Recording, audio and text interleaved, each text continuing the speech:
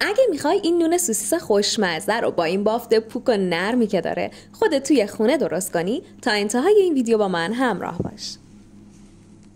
اول مواد خشکمون رو با همدیگه مخلوط میکنیم.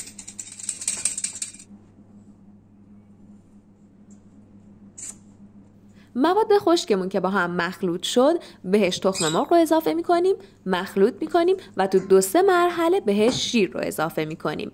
مواد رو با هم ترکیب میکنیم و نوبت اضافه کردن کره میرسه. مواد رو خوب با هم مخلوط میکنیم و انقدر ورز میدیم تا یه خمیر نرم و لطیف به دست بیاد. چونش میکنیم و داخل یه ظرفی که کمی چرب شده قرار میدیم و اجازه میدیم که خوب استراحت بکنه.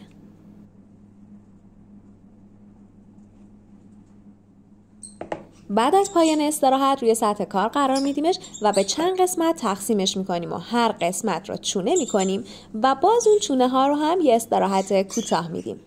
لایک یادت نره مواد لازم به همراه تمام نکاتم توی کپشن نوشته شده. بعد از استراحت میز کار رو آردپاشی میکنیم و خمیرا رو میذاریم روش و با وردن بازش میکنیم و طبق تصویر برش میزنیم و بعد یه سوسیس ما بینش قرار میدیم و رولش میکنیم و حالا مجددا اجازه میدیم که خمیرمون استراحت کنه. بعد از پایان استراحت خمیر رو رومال میزنیم و کنجد میریزیم روش و میذاریم توی فر از قبل گرم شده تا خوب بپزه.